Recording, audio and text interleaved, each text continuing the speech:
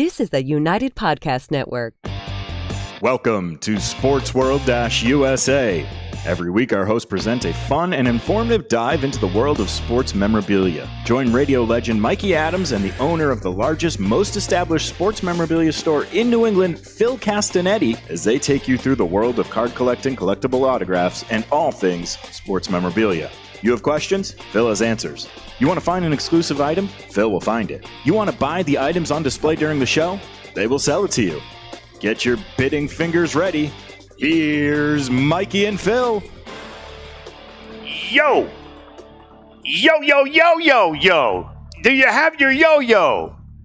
What am I doing? Well, already, I'm off into the wild woods here, Phil. What's going on? How are you? I'm doing good. How about you? First of all, we got to say hello to somebody right away before we forget. Yeah. Okay. This is a regular religious viewer, not so religious that she would be at church instead of watching the show, but religious as in she loves this program. And so, better than a little bit of a wave. Joni, Bo, Boney, Banana, Nana, Fo, Phony. I think you're known in the neighborhood. Nice to know you're out there watching the show. Interesting weekend here to do this program because the Red Sox and the Yankees are playing, and you're a Yankee fan, and of course I'm a Red Sox fan, and that's been going on. I got to tell you this, Phil. I'm watching the Red Sox, and I'm seeing maybe 20 wins out of 60, and I'm seeing the Yankees at least 40 out of 60. They're going to win it by 20. It's amazing how the Red Sox, they had two pitchers in the beginning of that game last I never even heard of. And I'm in the sports card business. I have never heard of either one of those guys. Right, Nimrod and Numbnuts. Yeah. And they both sucked. This has been awful for Red Sox fans. And the hitting's been erratic. And, Eduardo Rodriguez is not going to pitch for the rest of the year. Chris Sale's on the DL. So you got Evaldi and and pray for a bip. There's nothing going on. No, it's bad. So watching last night, it's really kind of pathetic because they used to have a good team. They had a pretty good pitching rotation, and now they got nothing. So the Red Sox, I'm sitting here to tell you, and I'm a lifelong guy. Goodbye, Red Sox, for this year. It's bad. Then you have the Celtics, who got jobbed the other night by the refs in their game against Milwaukee. Because of the Greek, what's his name? Greek freak. The Greek freak. Giannis Antetokounmpo. I don't even bother. Can I buy a vowel, a Vanna White, please? He's got plenty of them. God, he's got them all, doesn't he? Is there any vowel they left out? Maybe Y? Sometimes. Sometimes Y. Yeah, sometimes Y is a vowel. But the refs are giving him all the calls as if he's the greatest superstar that ever lived. And I understand. But he travels. They all do. But this guy, he's got such long strides. He comes through the paint. He's going like 15 yards carrying the ball. He should be playing football.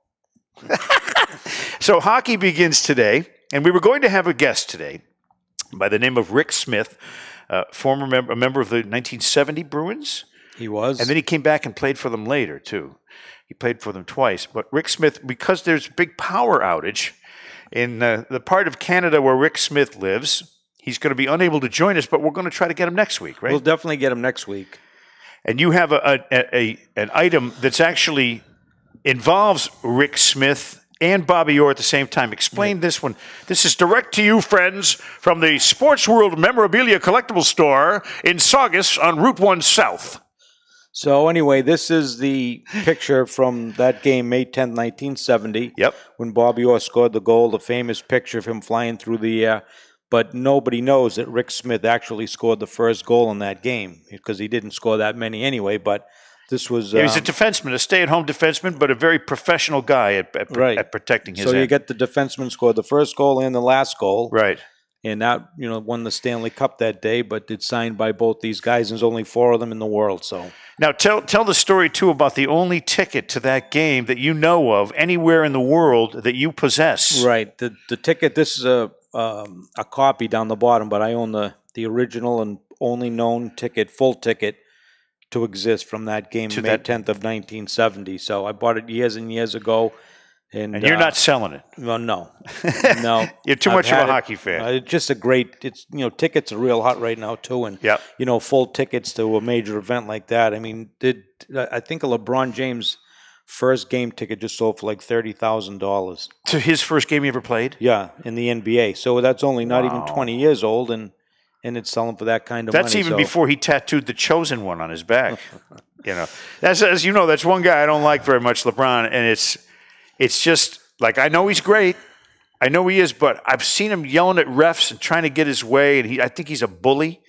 I think he's used to since he was 15 years old, smashing through the paint, knocking into people, and they don't give him the calls then, just like they give him the calls now, because they didn't want him out of the game. He was such a superstar.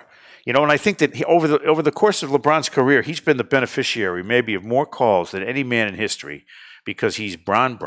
And it has nothing to do with the fact that I'm a Celtics fan.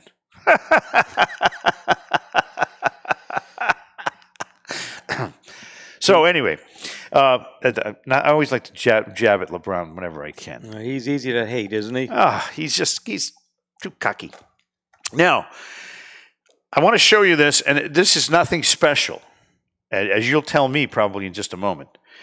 This is nothing special, except the moment was special. When I bring it here because the Yankees and Red Sox are playing now, and although it's a whole different sentiment now in that series, this was when Varitek and ARod squared off.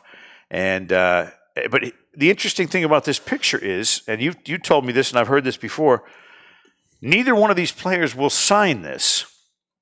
Right. They don't, because of the circumstances, neither one wants to sign that picture because they think, they're role models, and it's not, I don't know. It doesn't make any sense to me. The picture's still out there, whether it's signed or it's unsigned. So yeah, the picture's a historical record of everything we all remember vividly.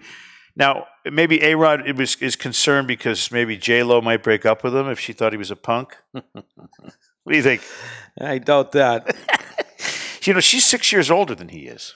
Yeah, I saw them at the ball game last year. I was up in the press booth, and ARod was so nice and personable, and she was nasty. Nasty, yeah. Little kids, on the way out, and she wouldn't even look at them. Really? Yeah, I was surprised.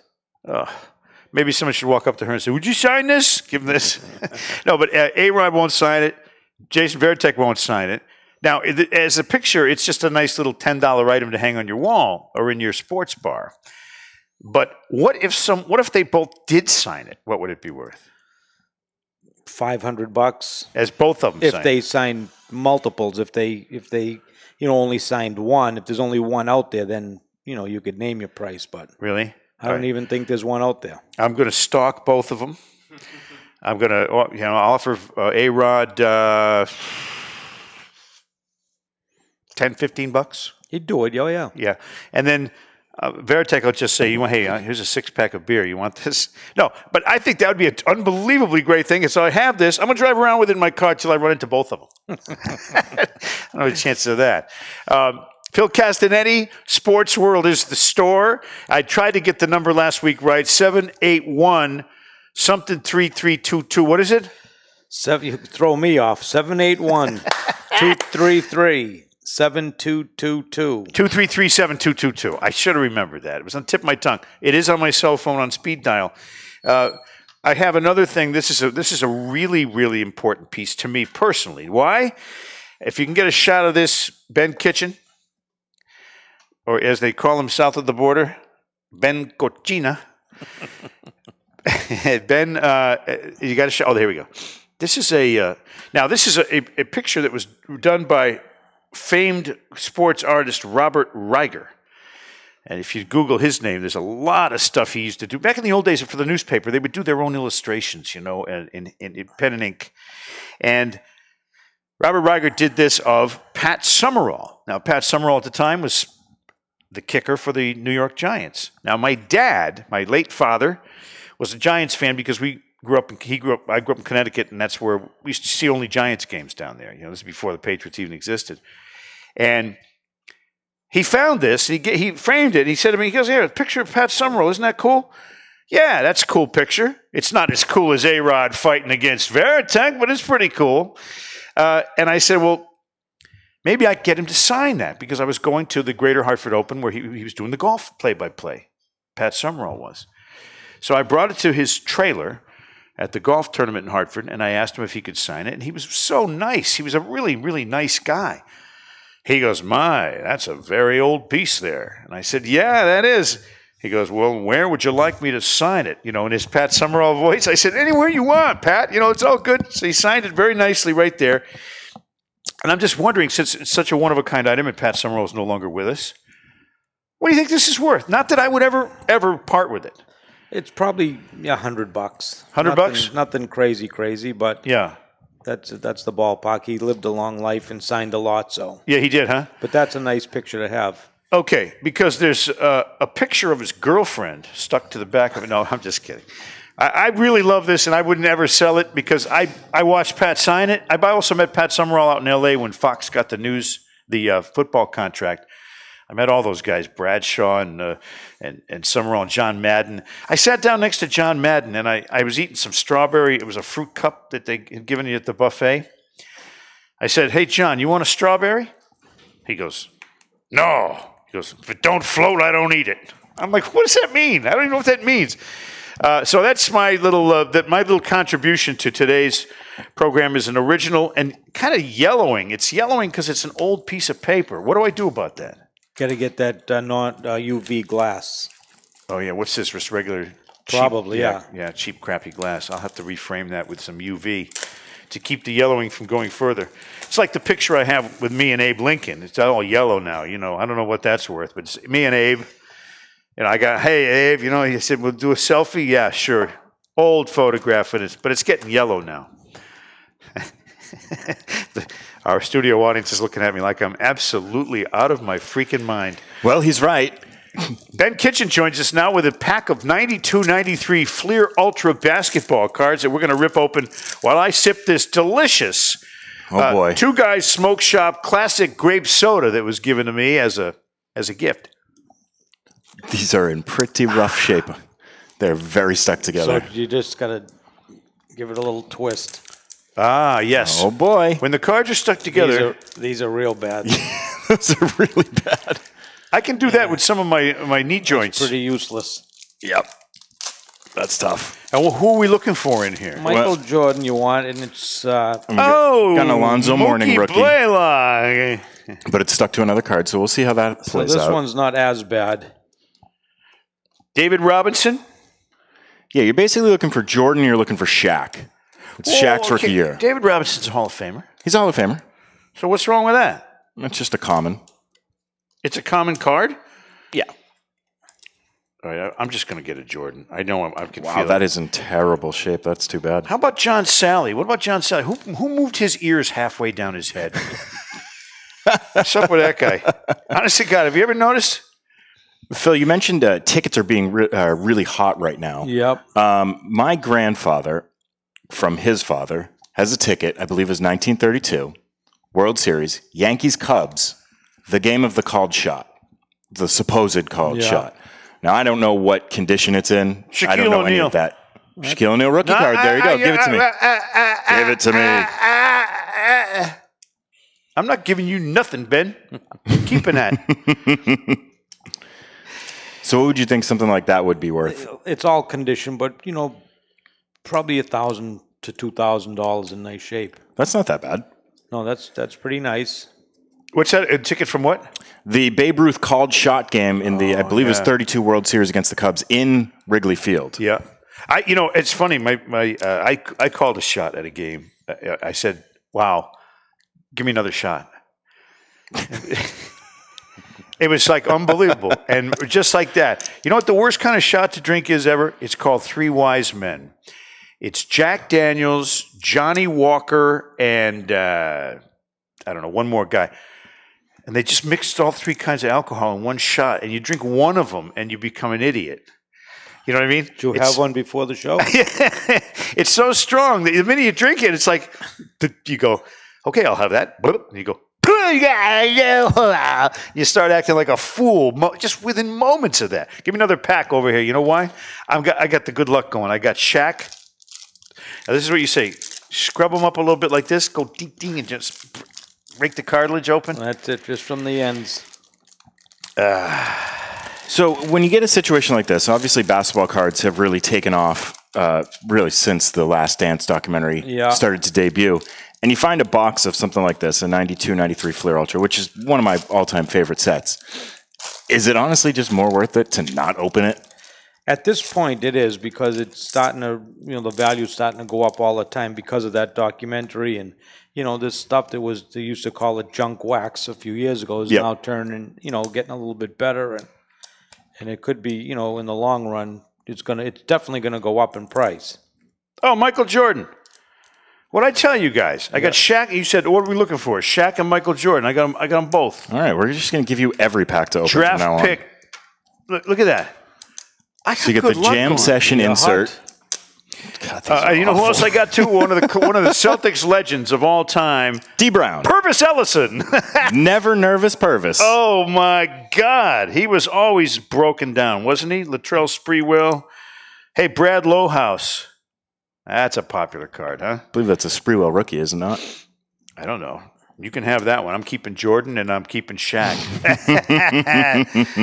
Ricky Mahorn. I got a story about Ricky Mahorn. I was just going to bring. That's amazing you said that, because you have one too. Ricky's maybe the nicest person I've ever met in this business. He is Hartford, Connecticut. He is the nicest man. You'd never believe it, because when you watched him play out tough and rough, but Ricky Mahorn's the best. He's good. I went to his sister's house.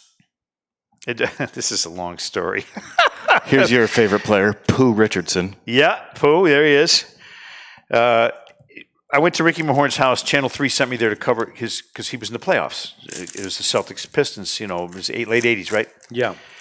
And his sisters were watching the game at their house, and Channel 3 asked if we could go over there and cover Ricky Mahorn's sisters as they watched the game. Wow. They were big. But they watched the whole game, and they were screaming and yelling, and it's like basically we were taping a house party at Ricky Mahorn's house. But I'm thinking the whole time, I said, well, why aren't they at the game? Then I realized it was in Detroit and not at the Boston Garden. Who's Alonzo Mourning rookie card? Yeah. You want? I suppose you want to trade me for my Michael Jordan. Yeah. Of course. It's not happening. It isn't happening. So tell us about Rick Smith and how he's coming in next week. But tell us about what you know about this guy who's now 72 years old. Right. And I know that for a fact because we have the same birthday, not the same year, but so we talk every June 29th. June 29th. Yeah. And just a great gentleman, and he's another one of the good ones. And he was a very underrated player on that team because they had so many great defensemen with Bobby Orr and Dallas Smith. Right, and they didn't have to call on him as a defenseman to jump up with the puck and get some scoring done because they had Bobby Orr. Yeah, just give him the puck. Well, so he's going to join us next week. You can pull some guests in here, and by the way, we're at the mercy of Zoom like everybody else is. We're all set up here to do the interview, but poor Rick in Canada, they have a power outage, and he can't plug in his computer. We were trying to get him done by cell phone, but we couldn't connect him. But we'll get that done for next week. Whose power outage is worse, Canada's or the Red Sox? Well, I got to tell you something. The Mookie thing is one thing. Then you say, well, okay, what was the rotation like last year for the Red Sox? Eovaldi, yeah. Sale, yeah. David Price, sure. Eduardo Rodriguez, it was pretty good. Porcello was still there too. Porcello, right? Yeah, he's a Met now. I don't know. He had that one good year, but I never was a big believer in him after that. For some reason, he got tattooed a lot. Gave up a lot of home runs. He was at least an innings eater. He'd rack up a lot of innings. Yeah, but is that a good thing if he's eating innings and losing? Well, it's better than what you got right now, where no one can get out of 3 innings and you're still losing either way. Well, to me now, it's like it doesn't matter. Like anybody, come on in and have a buffet, eat all the innings you want. We don't care. You know what I mean? It's not going to affect the one-loss record. Yankees are going to win this thing in the American League because they're stacked, and 70% of their runs have been from home runs. They got all those big bombing guys. I mean, everybody can smash the hell out of the ball, and they also have a bullpen that'll, if they get a lead, and the Yankees will be getting a lot of leads. Yeah, they're stacked. I mean, they're stacked all around. Yep. Offense, defense. I mean, Torres. But I mean, who knows if the season's even going to make it till the end? Right. The way it's going right now. Hey! You see what he just did? He just swiped my Michael Jordan. Unbelievable, Ben. It's the nerve of this guy. So I guess I guess next week we'll have Rick Smith, and we thank all of you folks for joining us on the broadcast here. Maybe Corey can bring in some cards next week? Yeah, he'll be back next week. He's tell him I'm on fire. A little vacation this weekend. You tell Corey I'm on fire with the polls out of here. Ben's so happy right now he can't believe it. He got Michael Jordan and Shaq, thanks to me. And we thank you all for watching the program today, and we'll see you next week. How's that? Sounds good. I'll be here. You'll be here. Maybe Corey will be here. Ben will definitely be here. Have a nice weekend. The views and opinions expressed by the hosts, guests, or callers of this program do not necessarily reflect the opinions of the Studio 21 Podcast Cafe, the United Podcast Network, its partners, or affiliates.